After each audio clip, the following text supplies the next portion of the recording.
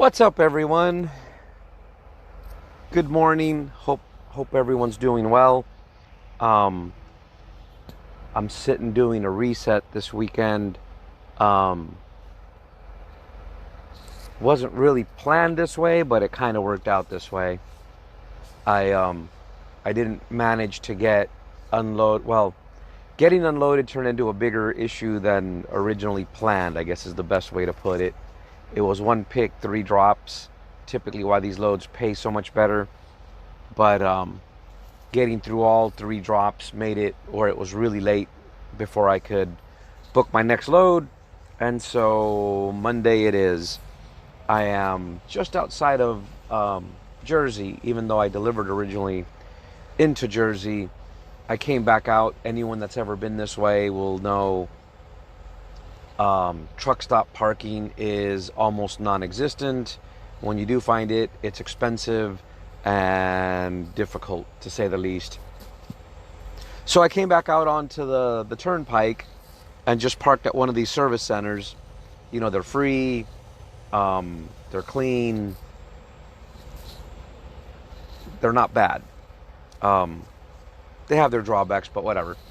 So wanted to take some time and do a load board review for you guys, but I wanted to bring up a couple things. The first one is, when you guys ask me for a review or a market, I need a city. I cannot review a state.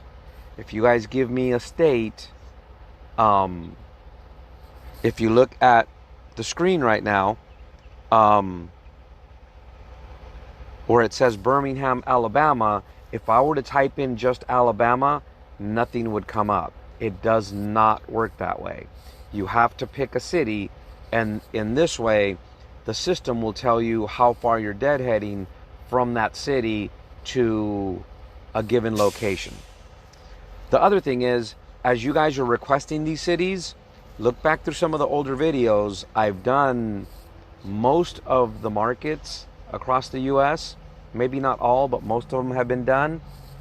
And I'm not saying it because I want more views on my videos. I'm saying it because the market is changing at Amazon. Any of you that are on some of the different groups, especially on Facebook, every other comment is, hey, what happened to the market in Jersey? Or hey, what happened to the Georgia market? It's not what happened to any given market. Amazon as a whole, once they become well stocked, don't need to move that much stuff. It's just the way their system works.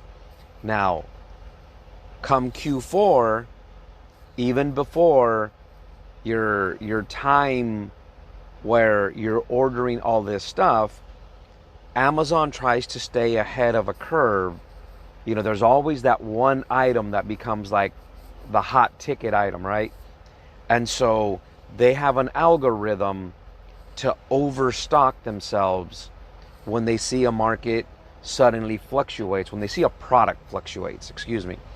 So if there's a new Tickle Me Elmo, and I know I'm dating it back eons to my younger days, but if there's the new Tickle Me Elmo that everyone wants this year, if they start to see a trend across the board, Amazon tries to get orders in for new ones as soon as possible so they beat Walmart, Target, and everyone else.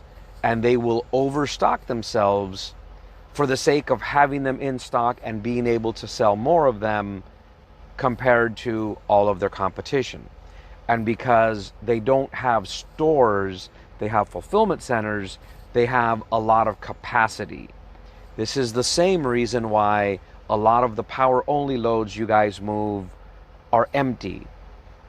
A friend of mine used to manage, I shouldn't say a friend, someone that's a friend of a friend, it's an acquaintance, used to manage one of these fulfillment centers.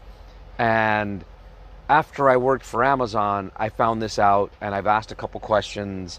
And one of them is specifically that. The algorithm changes towards the end of the year. They actually overstock what they're selling.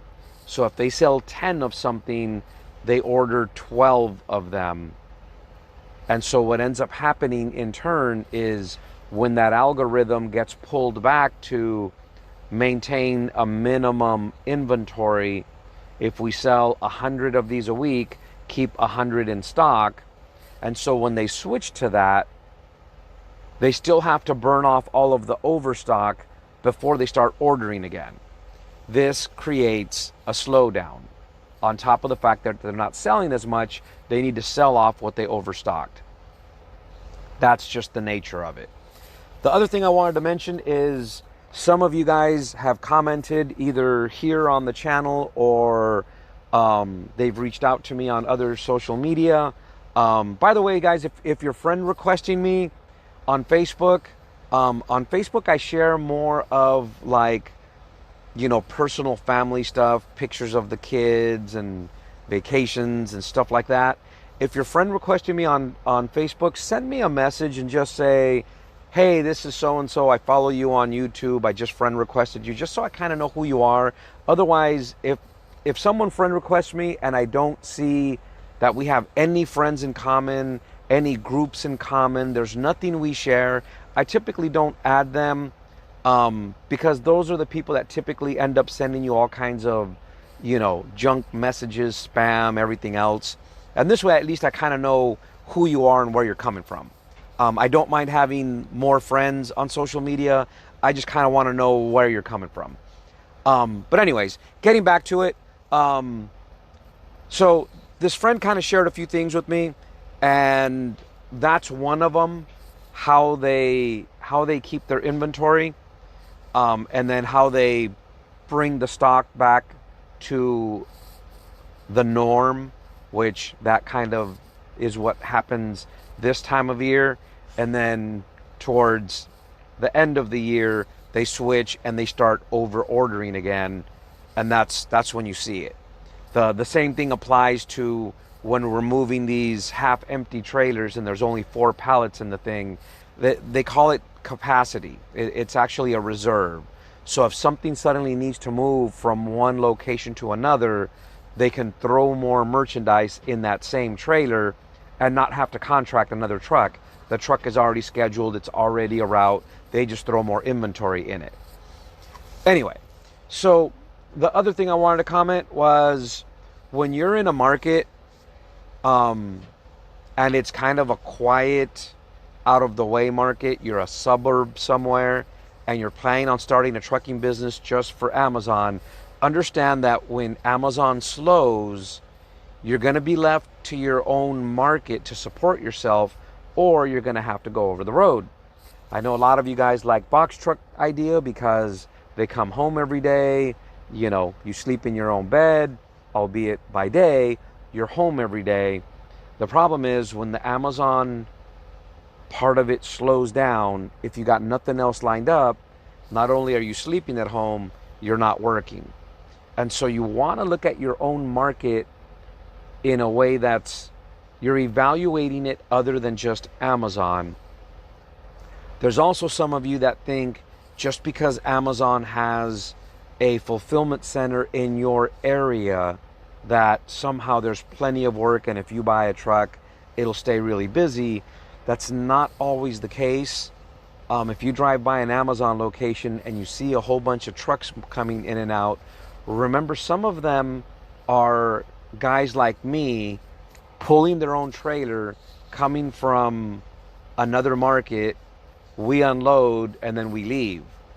The other thing that happens is Amazon has a network of round trip loads, especially with teams, and what they do is they start and end those trips in the markets that are the cheapest per mile. So for example, if you have a load that's going to go, or picture it like a clock, okay? You're going to go around the clock. And so you have Los Angeles, Las Vegas, Salt Lake City, Denver, Colorado, Phoenix, and then Los Angeles. Let's just say that's your clock. So what Amazon will do, and they'll do this on purpose, is they will book that team truck to start in a market that is most starved for work, so they will get the lowest rate. So don't expect all of those team loads to leave the higher paying market. Many times Amazon on purpose starts this relay, honestly that's what you would call it, this relay of moving these trailers. They'll start it in a lower paying market because it benefits them. We always have to keep in mind, guys, Amazon does what they do to benefit them. They did not open up the load board to one truck owners to benefit one truck owners. They did it to benefit themselves. Everything about Amazon Relay is to benefit Amazon. Otherwise, they would strike a massive deal with Swift or JB Hunt or any one of these mega carriers, and they wouldn't have as many issues as they do with us, needing trailer recovery and everything else. But they do this on purpose because single truck owner operators are willing to take that $1.40 a mile. Anyway, some things just to keep in mind. I wanted to throw that out there real quick. It's just a side note, a few of them if you want to call them that. Anyway, so someone requested Birmingham, Alabama. Birmingham's going to be a quiet market, honestly, because not too far away you've got Atlanta, Georgia, and Atlanta, Georgia is very cheap. When I've taken loads to Atlanta, I took a load once to Atlanta and my trailer sat at a facility all weekend long waiting to be unloaded. So while it sat there, I went and did some power only moves just to keep myself moving, and it was from Atlanta to Birmingham and back, and I did 2 of them over a weekend. And yeah, the majority of the trucks that were in Birmingham, I noticed they were the same trucks I saw in the Atlanta area. Anyway, so here we have, this is a trailer required 804 miles going to Carlisle, Pennsylvania for $1.82 a mile. Here we have 310 miles. This one is a round trip for $1.76 a mile. Here you have 552 miles. This one is another round trip for $1.51. Here you have 1894. This one is a trailer required going to Salt Lake City for $1.44. Here is a power only going to St. Charles for $1.40 a mile. There is 474 miles at $1.37. This one is another round trip, power only. There's $474 miles. It's another round trip, power only for $1.37.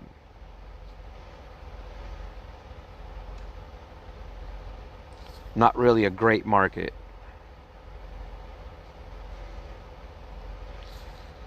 Someone requested Richmond, Virginia. If I remember, there's loads there. And so here we have a power only load, 490 miles, going to Connecticut for $3.20 a mile. Here we have 318 miles. This one is a power only for $2.49 a mile. Another 318 miles for $2.49 a mile. Another 318 for $2.49. There is a trailer required 467 miles for $2.45. There's 720 miles trailer required at $1.84. There is 283 miles. That one's a power only going to Charlotte for $167 a mile. There is another power only 283 heading to Charlotte for $167. There's another power only 283 for $165. There's another power only going to Lexington, Kentucky, 484 on the miles for 163. Here's a trailer required, 272. Wow, I'm backwards here. 732 on the miles. This is a trailer required at $1.60 a mile.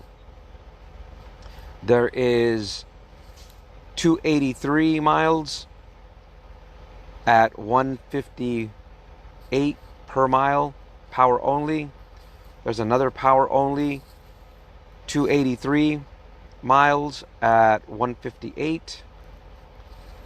There's another 283 mile power only at 155. And so those two right there, guys, are kind of indicative of what happens with these things. You see how they're the same miles going from the same place to the same place, but there's a slight difference in the rate.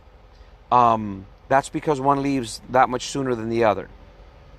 I mean, it's a whopping penny. Well, 3 pennies. But as these get closer, they should go up, we hope. I hope no one's moving for that kind of money. And so here we have another power only 283 going to Charlotte. 155 a mile. There's another power only 283 miles for 155 a mile. There's another one 283 for 155. 283 for 155.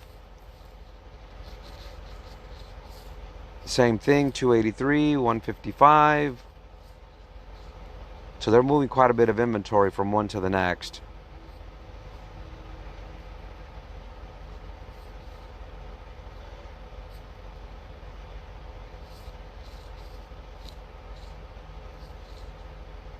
Now they have a lot of loads to move. Hopefully these go up and people manage to get themselves a nice rate for that. I don't think CLT4 is a new place, so I don't know why they're receiving so many loads.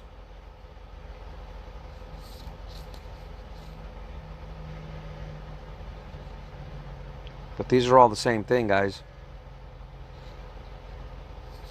Alright, so here's a power only going to Dallas. 1291 on the miles for $1.50 a mile. I wouldn't touch that. I wouldn't run my truck bobtail for that. There's another one. There's one going to Tulsa, 1,240 miles for 146. Man, that's cheap. There's another power only going to Tulsa. Another one going to Tulsa. Yeah, these are cheap. I would definitely not be working for Amazon out of that market.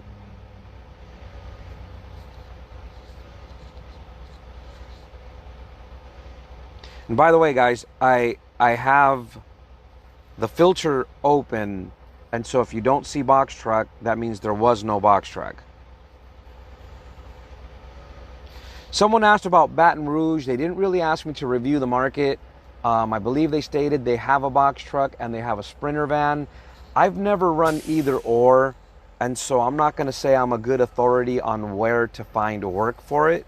I did put up a video a couple weeks ago where another YouTuber named Vic Med shows how he finds and books loads for his box truck. Scroll through my videos, find that one. It'll have a link in the description, and you can see how Vic keeps himself busy with his box truck. He bought one. He's got a fleet of power only semi trucks, but he bought himself a box truck, and he's not doing any Amazon work with it. He's finding work for it in other ways. But since the topic of Baton Rouge came up, I figured I'd show, the closest work is out of Theodore, Alabama. I'm not even sure if the Baton Rouge area has a fulfillment center. Again, some of these fulfillment centers are being supplied either by round trips or, you know, those team tours as they call them. The other thing we have to remember, guys, I did a video on this. The majority of loads that come and go from a lot of these locations are on long-term contracts.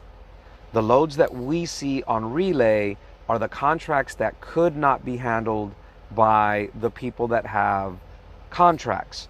And so we are handling overflow at relay. When we do a good job and our performance score is good and we've done well specifically in a given domicile, that's when they send you that email asking you if you want to bid on a lane. You have to kind of prove yourself. The crappy thing is, you know, you're proving yourself at $1.50 a mile. And so, you know, I never ended up in that position because when I saw the rates go down, I went somewhere else.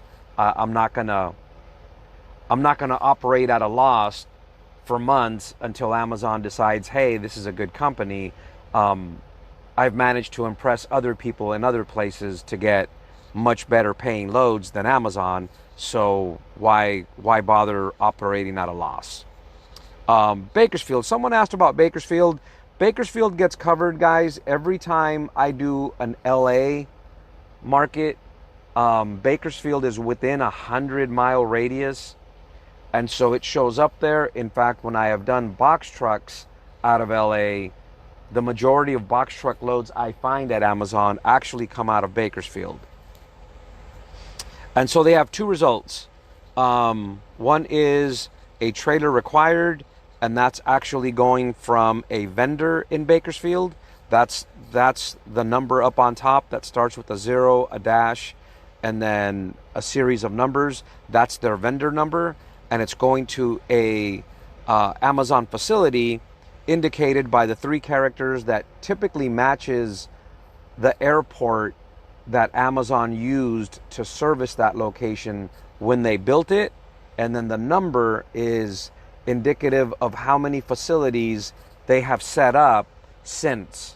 So there's an ONT1, an ONT2, an ONT3, and so on up until 8. That's kind of how their codes work. So there's 2 loads there. They're both trailer required. $1.65. These are set up for next Thursday. I'm going to say that should go up between here and then. You know, these types of loads don't go up when you have a desperate market or an oversaturated market. Then people will book these just so they're guaranteed they have work next week. And that's a mistake. And Amazon, on purpose, I keep saying it, they keep letting in new authorities with single trucks specifically so this will happen. So there's Bakersfield and Dallas, someone asked about. I've covered Dallas also multiple times. Because I worked that market, it's kind of easier for me to give an opinion on it. It has been dry lately. There you can see there's only 15 loads. Dallas is definitely a trucking market. They have a rail yard there. They move a lot of Connex boxes. There's quite a bit of work there for power only. And so if you go to most truck stops in Dallas, you'll find a lot of the parking stalls are taken up by power only, which to me is kind of frustrating. I mean, why can't 2 power only guys get together and say, hey bro, I'll split the cost of this spot. When do you leave? Okay, you leave tomorrow at 6, I leave tomorrow at 10. You park in front of me, I park behind you. That way we fit more trucks in here and you and I save a couple bucks. I've asked at the truck stops if they allow that, and they said yes.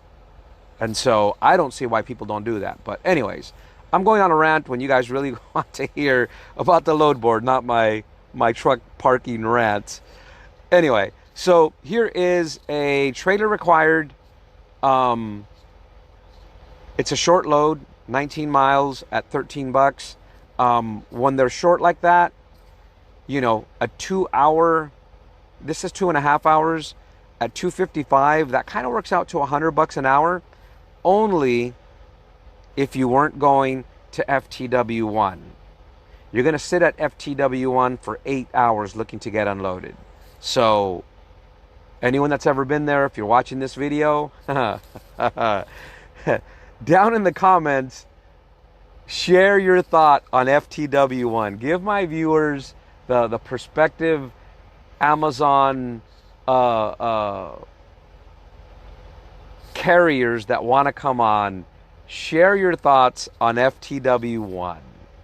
And if you've ever pulled out of FTW1 in the wrong direction, you turned left instead of right, let me know if you ever ran into that old man that gets pissed off because people keep hitting his power pole and he's had to pay to get it replaced. I had that old dude come uncorked on me one day, and I'm not going to lie, I almost went back to the truck to get something because I thought he was about to jump out and start getting physical. Anyway, so here's another one going to FTW1. Wouldn't do it. There's a power only. This one is a tour. It's an 11-hour tour for $430. So if you think about that, guys, you're making like $40 an hour with your truck. No, thank you. So here's a, let's just call it 1,100 mile trip. Trailer required. It's going to Florida for $2 a mile. I wouldn't go to Florida for less than $6 a mile because you're going to leave there empty. So there's a 26-foot box truck load going to Lubbock, Texas. It's 418 miles for $1.64. I've never been to Lubbock, Texas for driving a truck. In other words, I've never hauled freight in or out, so I couldn't really share what their market is like.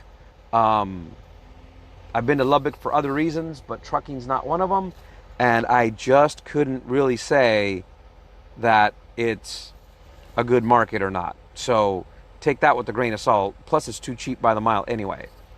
So here is a trailer required. This is another one where you pick up at a vendor, and you're going to Utah at $1.62.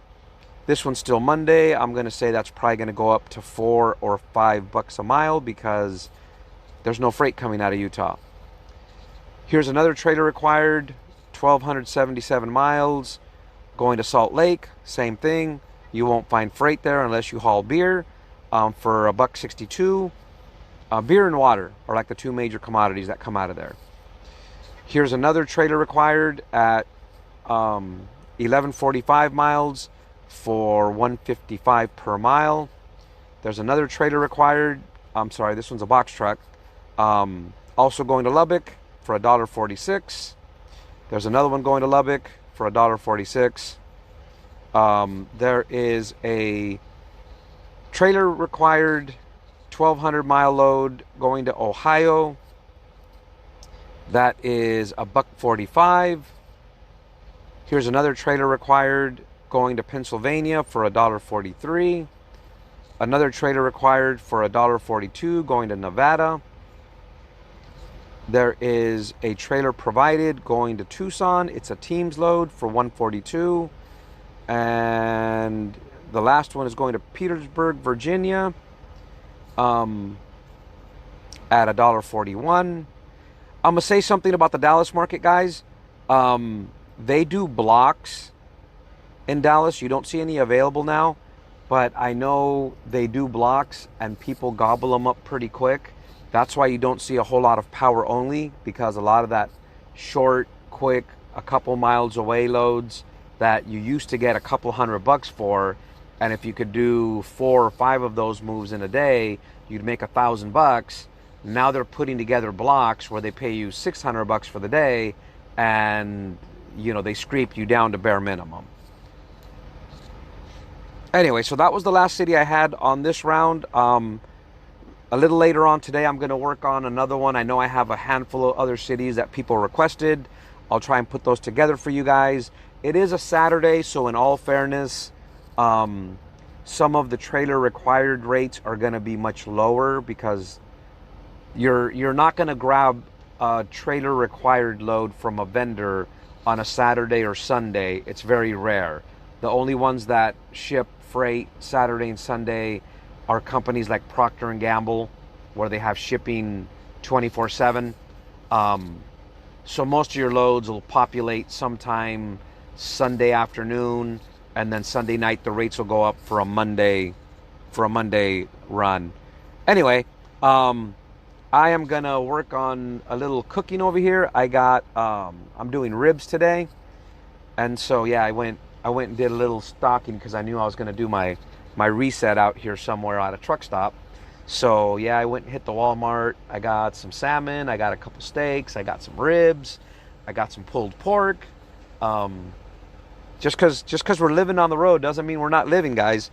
You know, we eat well, we take care of ourselves, that kind of thing. But a little later on, I'll do another review and add a few more cities that I know I missed, people requested.